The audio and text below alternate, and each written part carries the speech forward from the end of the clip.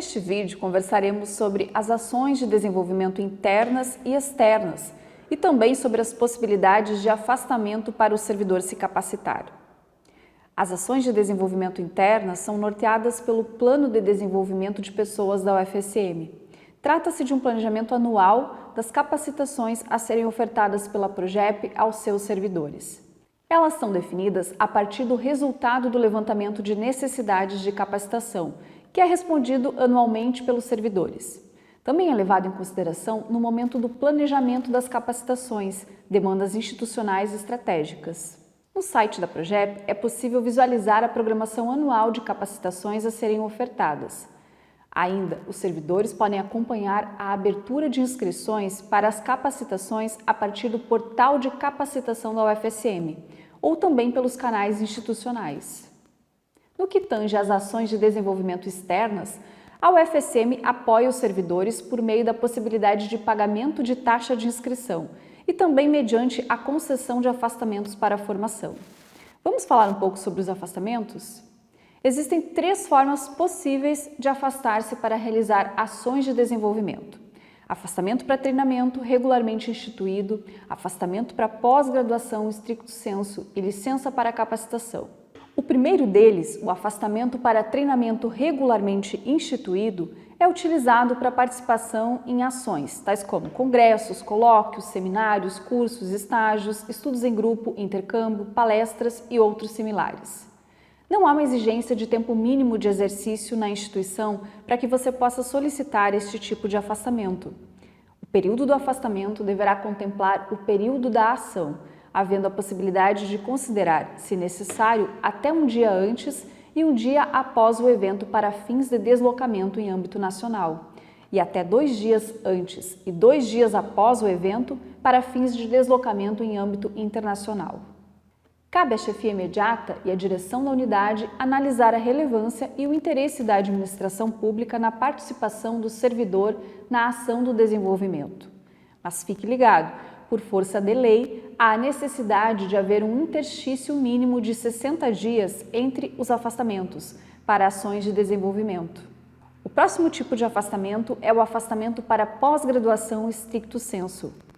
O servidor poderá, no interesse da administração e desde que a participação não possa ocorrer simultaneamente com o exercício do cargo ou ainda mediante a compensação de horário, afastar-se do exercício com a respectiva remuneração para participar em programa de pós-graduação stricto sensu.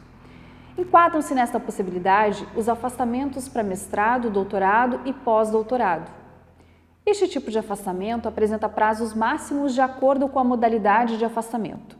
Veja quais são: o mestrado, até 24 meses de afastamento, o doutorado, até 48 meses de afastamento, o pós-doutorado, até 12 meses de afastamento. O mesmo processo de afastamento pode ser fracionado, desde que o período compreendido entre o primeiro e o último dia de afastamento não ultrapasse os prazos estabelecidos. Uma informação importante: o servidor que se afasta para pós-graduação deve permanecer no exercício de suas funções após o seu retorno por um período igual ao do afastamento concedido. Por exemplo, se o servidor ficou afastado por 24 meses para realizar o mestrado, ele deve permanecer na instituição por pelo menos 24 meses, sob pena de ressarcimento ao erário. Outra situação que pode gerar necessidade de ressarcimento ao erário é o caso do servidor se afastar e ao final não obter o título que justificou o seu afastamento. E você sabia que para solicitar o afastamento para pós-graduação existem alguns requisitos que precisam ser atendidos? Não? Então vamos ver quais são. O curso e o projeto de pesquisa devem estar alinhados ao cargo ou unidade de lotação do servidor. O horário ou local do curso devem inviabilizar o cumprimento das atividades previstas ou a jornada de trabalho semanal do servidor.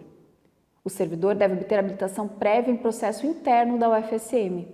E além destes requisitos, para fins de solicitação de afastamento para mestrado e doutorado, os servidores docentes e técnico-administrativos não podem ter se afastado nos 2 anos anteriores à data do afastamento para licença para tratamento de assunto particular ou licença para capacitação ou ainda afastamento para pós-graduação stricto sensu.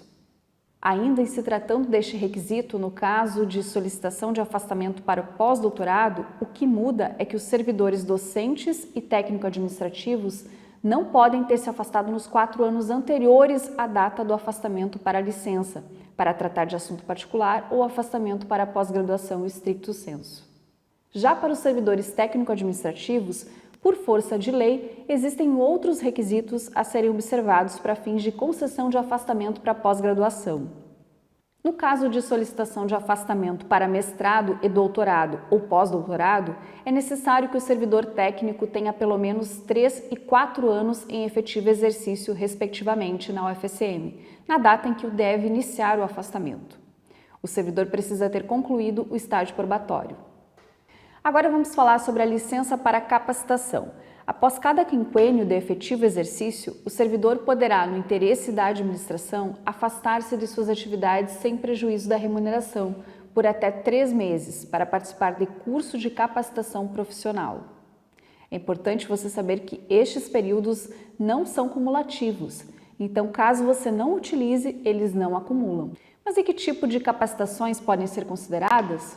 Bom, ações de desenvolvimento presenciais ou à distância, elaboração de monografia, trabalho de conclusão do curso, dissertação de mestrado, tese de doutorado, de livre docência ou estágio pós-doutoral, prorrogação dos prazos de afastamento para pós-graduação stricto sensu, desde que o período total de afastamento não ultrapasse 4 anos, ou ainda, curso conjugado com atividades práticas ou realização de atividade voluntária.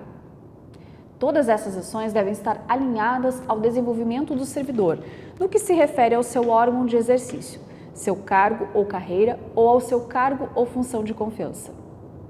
E a carga horária total da ação do desenvolvimento ou do conjunto de ações de desenvolvimento deve ser igual ou superior a 30 horas semanais. Por fim, é importante você saber que existe na UFSM um outro tipo de afastamento que não está ligado ao desenvolvimento do servidor. É o afastamento eventual. Ele é de curto período e é utilizado no caso de o servidor precisar se afastar para realizar atividades relacionadas ao seu trabalho na UFSM. Vamos pensar em alguns exemplos para você entender. Enquadram-se nesta modalidade afastamentos para participar de uma banca, viagem com alunos, atividades de pesquisa, reuniões a trabalho, ministrar uma palestra e outros eventos da mesma natureza. Não há exigência de tempo mínimo de exercício na instituição para solicitar esse tipo de afastamento. Caberá à chefia imediata e à direção da sua unidade analisar a natureza e a contribuição da participação do servidor na atividade. Aqui também pode ser considerado, no período de afastamento, o período de deslocamento de até um dia antes e um dia após o evento para fins de deslocamento em âmbito nacional, e até 2 dias antes e 2 dias após o evento para fins de deslocamento em âmbito internacional. Fique ligado, para requerer um afastamento é necessário saber que existe antecedência mínima para realizar a solicitação. No caso de afastamento nacional, recomenda-se a abertura do processo de solicitação com 15 dias de antecedência. No caso de afastamento para o exterior, com ônus limitado, ou seja, quando o servidor se afasta apenas com o salário, sem o pagamento de outra despesa, é necessário abrir o processo com 30 dias de antecedência.